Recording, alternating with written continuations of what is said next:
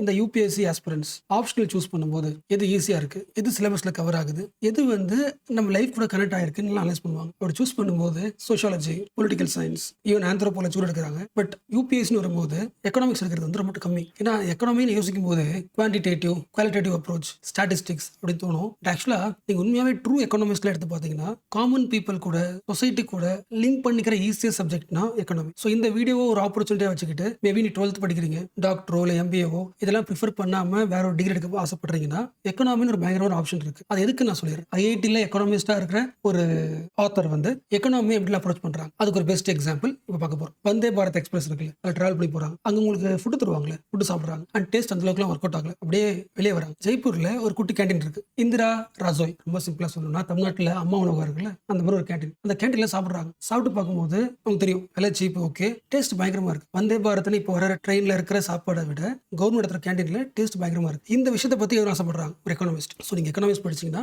எப்படி மக்களோட ரியல் லைஃப்ல கனெக்ட் பண்ணிக்க முடியுங்கிற எக்ஸாம்பிள். ஸோ கேண்டீன் போறாங்க, சாப்பிடுறாங்க, ஃபுட் வந்து ரொம்ப ஃப்ரெஷ்ஷா இருக்கு, ரொம்ப சீப்பாகவும் இருக்கு, யார் வேணா அசஸ் பண்ண முடியும். அப்போ இந்த கேண்டீனுக்குள்ள இந்தியாவுடைய பெரிய ஸ்டோரி இருக்கு, இந்தியாவோட ஃபுட் செக்யூரிட்டி ஒழிஞ்சிக்கிட்டு இருக்கு. இதை பத்தி நம்ம எழுதணும். ஸோ இந்தியா முழுக்க இந்த மாதிரி கம்மி விலையில கவர்மெண்ட் இடத்துல கேண்டீன்ஸ் இருக்குல்ல, சப்சிடைஸ்டு கேண்டீன்ஸ், அதை பத்தி எழுத ஆரம்பிக்கிறாங்க. ஒரு பிளேட் ஃபுட் வந்து 8 ரூபாய்.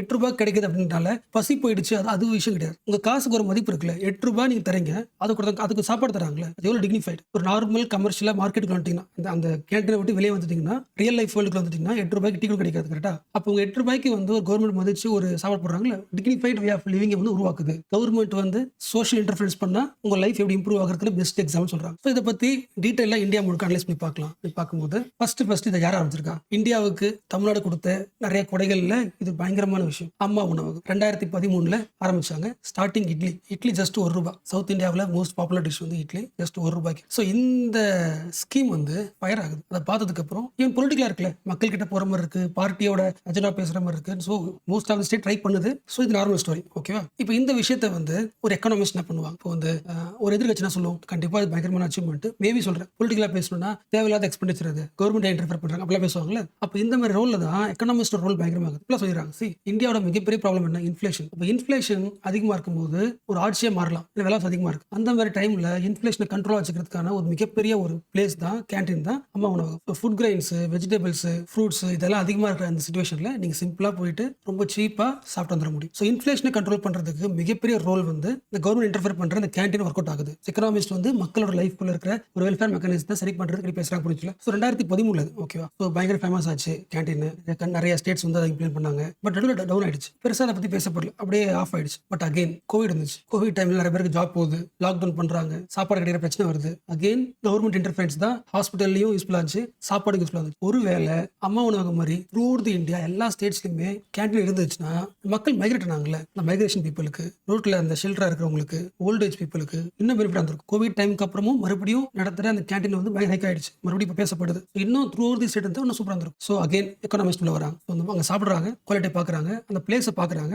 அது வந்து ஒரு கமர்ஷியல் மாதிரி இல்லை. அப்போ ஃபுட்டு சீப்பா இருக்கு, உங்க காசுக்கு டிக்னிஃபைடா இருக்கு, குவாலிட்டியா இருக்கு. ஒரு ஒரு ஒரு பொருள் வந்து உங்களுக்கு ஒருத்தவங்க கம்மியா காசு கொடுத்து விற்கிறாங்கன்னா அவங்க நீங்க பேசுறது எப்படி இருக்கும், ஹாப்பியா இருக்கும்ல. அங்க ஒரு கம்யூனிட்டி உருவாக சொல்றாங்க, அழகான கம்யூனிட்டி அங்கே உருவாயிட்டு இருக்கு, ஒரு வெல்பீயிங் உருவாயிட்டு இருக்கு. ஸோ கவர்மெண்ட் வந்து இந்த மாதிரி கேண்டீன்ஸ்க்கு மோர் ஃபண்டிங் தரணும், அந்த ஏரியாவை வந்து அந்த பில்டிங்கை வந்து இன்னும் இம்ப்ரூவ் பண்ணணும், இம்ப்ரூவ் இன்ஃப்ராஸ்ட்ரக்சர், இன்னும் முக்கியமானது மெனுவை இன்னும் ரீவாம் பண்ணணும். ஸோ மக்களுக்கு பயங்கரமான ஒரு ஃபுட் செக்யூரிட்டியை இம்ப்ரூவ் பண்ற இந்த கேண்டீன் சிஸ்டத்தோட இன்ஃப்ராஸ்ட்ரக்சர், மெனு சிஸ்டம், ஃபண்டிங்கை அதிகமாக்கினா இன்னும் கொஞ்சம் பயங்கரமான ஹியூமன் டெவலப்மெண்ட் இண்டிகேட்டர்ஸ் வந்து இந்தியாவில் இம்ப்ரூவ் ஆகும்னு சொல்றாங்க. ஸோ பாவர்ட்டி, இன்ஃப்ளேஷன், இந்தியாவோட ரூபி, இது மூணுத்தையும் கண்டுபிடிக்காங்க எக்கனாமிஸ்ட். அண்ட் ஆல்சோ சும்மா வரல, ஒரு சர்வே எடுக்கிறாங்க த்ரூ அவுட் தி இந்தியா. அதாவது கேண்டீன் சர்வே 2023 தமிழ்நாடு, கர்நாடகா, ராஜஸ்தான் இங்க இருக்கிற எல்லா முக்கியமான கவர்மெண்ட் நடத்துற கேண்டீனுக்கு போயிட்டு சர்வே எடுக்கிறாங்க. தமிழ்நாட்டில் அம்மா உணவகம், கர்நாடகாவில் இந்திரா கேண்டீன், ராஜஸ்தான்ல இந்திரா ராசோய். ஸோ இந்த கேண்டீனை படிக்கும்போது கவர்மெண்ட்டுக்கு எதாவது யூஸ்ஃபுல்லா இருக்குமா, பாலிசி மெத்தட்ல எதாவது இம்ப்ரூவ் ஆகுமா அப்படின்னு செக் பண்றாங்க. அண்ட் இன்னொரு பாயிண்ட் முக்கிய வைக்கிறாங்க அவங்க, ரொம்ப சிம்பிளா சொல்றாங்க.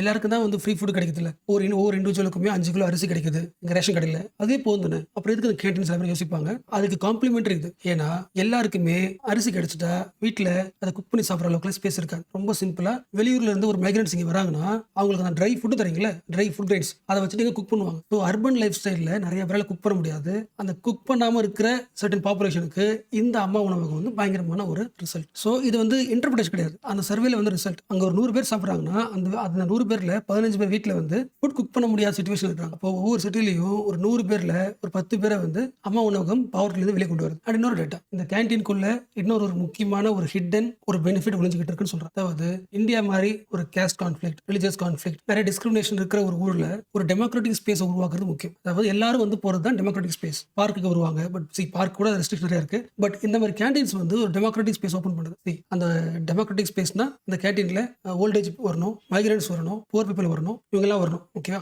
இது உங்களுக்கு வரவும் தெரியும். பட் இன்னொரு முக்கியமான பாயிண்ட் சொல்றாங்க. அந்த சர்வேல கிடைச்ச பாயிண்ட், ஆல்மோஸ்ட் பாதிக்கு பாதி கேண்டீன் இருக்குல்ல, அது எங்க இருக்குன்னா நான் ஸ்லம் ஏரியாஸ்ல இருக்கு. எல்லா ஊருக்கு போனாலுமே ஸ்லம் தனியா இருக்கும், நான் ஸ்லம் தனியா இருக்கும். ஓகே, அது ரியாலிட்டி. இந்த நான் ஸ்லம் ஏரியாவில் தான் 50% கேண்டீன் இருக்கு. அந்த கேண்டீனுக்குள்ள ஸ்லம் பீப்பிள் வந்து ஈஸியா உள்ள வந்து அசஸ் பண்ண முடியும். அப்போ நான் ஸ்லம் ஏரியாக்குள்ள வந்து ஸ்லம் பீப்பிள் வர்றதுக்கான ஒரு அசசிபிலிட்டியை உருவாக்குறது இந்த கேண்டீன்.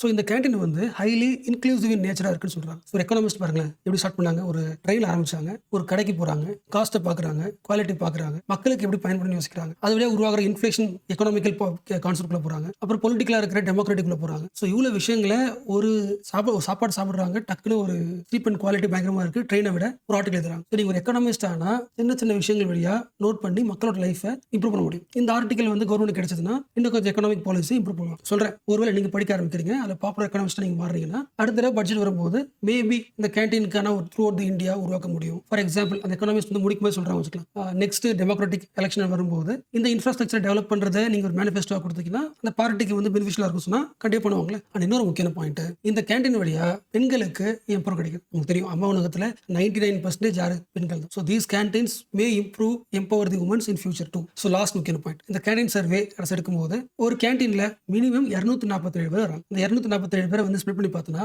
ரொம்ப ரேரா வரவங்க சில பேர் இருப்பாங்க, டெய்லி வரவங்க இருப்பாங்க, எப்பவும் விசிட் பண்ணிருப்பாங்க, மூணா படிக்கிறாங்க. ரேரா வரவங்க யாருன்னா ஊருக்கு புதுசா வர்றவங்க, ஹாஸ்பிட்டலுக்கு செக் பண்ண வரவங்க, இல்ல டிராவலர்ஸ், இவங்கலாம் வரான்னு சொல்றாங்க. பட் அந்த 247 பேர்ல பாதிக்கு பாதி யாருன்னா ரெகுலர் தான். சில மக்களுக்கு இது ஃபீட் பண்ணிட்டே இருக்கு. முக்கியமா யாருன்னா அந்த பாப்புலேஷன்ல, ஏன்னா நம்ம மைண்ட் செட்ல வந்து அம்மா உணவுனாலே வயசானவங்க, காசு இல்லாதவங்க யோசிப்போம்ல, அது ஓகே தான். பட் அந்த 247 பேர்ல பாதிவே வராங்களே, அந்த பாதியில மோஸ்ட் யாருன்னா ஒர்க்கிங் மென் தான். அந்த ஒர்க்கர்ஸ் வந்து லேபர் ஒர்க் பண்றாங்க, அவங்க வராங்க, மைக்ரன்ஸ் ஒர்க்கர் வராங்க, கிக் ஒர்க்கர்ஸ் வராங்க, ஏன்னா டிராவல் பண்ணிட்டு இருப்பாங்களே. எல்லா விஷயங்கள ஒரு கவர்மெண்ட் முக்கியம் யாரை ஃபோக்கஸ் பண்ணணும், ஒரு வெல்ஃபேர் மெக்கானிசம் பண்ணுதுன்னா அது யாருக்கு டார்கெட் இருக்குல்ல, டார்கெட் இவங்க தானே. மைக்ரன்ஸ் ரீச் ஆகுது, லேபரையும் ஃபார் எக்ஸாம்பிள் ஆட்டோ ரிக்ஷா ஓட்டுறவங்க லேபர்ஸும் யூஸ் ஆகுது, அப்புறம் கிக் ஒர்க்கர்ஸ், இப்போ இருக்கிற கிக் ஒர்க்கர்ஸோட ஃபுட் நியூட்ரிஷனையும் பார்த்துக்குதுன்னா அதெல்லாம் பயங்கரமான ஒரு இனிஷியேட்டிவ். ஸோ ஃபர்ஸ்ட் வந்து நிறைய பேர் வர்றது வந்து ஒர்க்கிங் மென், ரெண்டாவது அதிகமாக வர்றது பெண்கள். ஸோ ஒரு 9-13% டெய்லி விசிட்டர்ஸ் யாருன்னா பெண்கள். அவங்களுக்கு யூஸ் ஆகுது, சீப்பா இருக்கிறதுனால அவங்க வீட்டில் செய்ய வேண்டிய வேலைகள் கொஞ்சம் குறைக்கிறாங்க, இங்கே வாங்கிக்கிறாங்க. அது வழியாக அவங்களோட எம்பவர்மெண்ட் அதிகமாகுது. வீட்டில் காலையில் எழுந்து ஒர்க் பண்ண போகிறோம், வைஃப் டிஸ்டர்ப் பண்ண தேவையில்லை, இங்கே வந்தால் கம்மி காஸ்ட்லேயே முடிஞ்சிடும். ஸோ அவங்க ரிலாக்ஸாக இருப்பாங்க. அந்த பாயிண்ட்ஸ் இருக்காங்க. அண்ட் மூணாவது யாரு,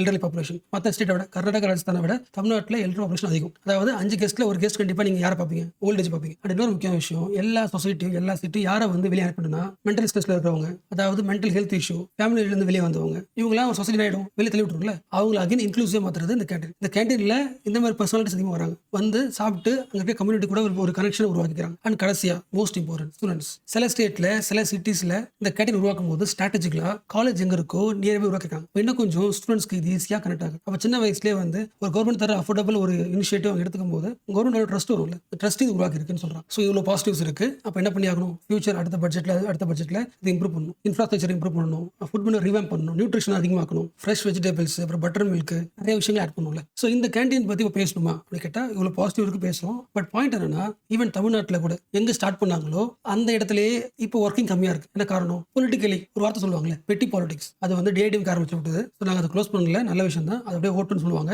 அட் தி சேம் டைம் பட்ஜெட்டுக்கு அது காசு அலோகேட் பண்ண மாட்டாங்க. ஸோ ஃபண்ட் அலோகேட் பண்ணனாலே ஆட்டோமேட்டிக்காக ஆயிடும், அது எஃபெக்டிவ்னஸ் குறைஞ்சிரும்ல. அண்ட் இன்னொரு முக்கிய பாயிண்ட்டுங்க, இது எல்லாத்த விட அம்மா உணவகத்துக்கு விட எல்லாத்த விட ரொம்ப பழசா ஒரு இனிஷியேட்டிவ் 1990ல மகாராஷ்டிரா ஆரம்பிச்சாங்க. சுன்கா பங்கர் கேந்திரா, சேம் அம்மா உணவகம் மாதிரி ரொம்ப பழசா ஓல்ட்ல ஒரு இனிஷியேட்டிவ் இருக்குன்னா மகாராஷ்டிரா சொல்லலாம். ஓகே, பட் அது வந்து 300 தடவை மாறல, அம்மா உணவகம் தான் மாறிச்சு. 1990ஸ்லேயே இந்தியாவில் ஒரு ஸ்டேட்ல பண்ணிருக்காங்க நான் வச்சு. ஸோ வேற ஒரு கவர்மெண்ட் ஆரம்பிச்சதுனால அதுக்கு தர காசு லே ஆஃப் பண்ணிடுறாங்க. இந்த மாதிரி ப்ராப்ளம்ஸ் இருக்கு. அந்த பொலிட்டிக்கல் இருந்து மாற்றணும். அப்போ எப்படி மாற்ற முடியும், அகைன் சேம் தான், மக்கள் ஸ்ட்ரெஸ் பண்ணும்போது அந்த பொலிட்டிக்கலை தாண்டி சோஷியல் வெல்பிங்காக மாறிடும். ஸோ சிம்பிளா நீங்க வந்து இந்த கன்க்ளூஷன் வரலாம். அம்மா கேண்டீன், சப்சிடைஸ்ட் கேண்டீன் என்ன பண்ணுது, 3 விஷயத்தை ஒன்றா நிற்குது. ஃபர்ஸ்ட், அப்ரஸ்ட் கிளாஸ் இருப்பாங்களே அவங்களோட பப்ளிக் ஹெல்த்தை பார்த்துக்குது. ரெண்டாவது, இந்தியாவோட இன்ஃப்ளேஷன் மேனேஜ் பண்ணுது, எக்கனாமிக்ஸ். மூணாவது, டெமோக்ராட்டிக் ஸ்பேஸ் உருவாக்கு. அப்போ டெமோக்ராட்டிக் ஸ்பேஸை உருவாக்குற ஒரு பிளேஸ், பவர்ட்டி எலிவேட் பண்ற ஒரு பிளேஸ், இன்ஃப்ளேஷனை கண்ட்ரோல் பண்ற ஒரு பிளேஸ், ஃபண்டு கொடுக்காமலே இத்தனை வருஷம் என்ன பண்றீங்கன்னா அப்படியே கண்டினியூ பண்றீங்களா, அதை சரி பண்ணணும். எப்படி சரி பண்ணலாம், ரொம்ப சிம்பிள். சோஷியல் மீடியாவில், பாப்புலர் கல்ச்சர்ல சப்சிடைஸ்ட் கேண்டீன்ல வந்து சாப்பிட்ற விஷயங்களை போட்டோ எடுத்தோ ரீல்ஸா எடுத்தோ போட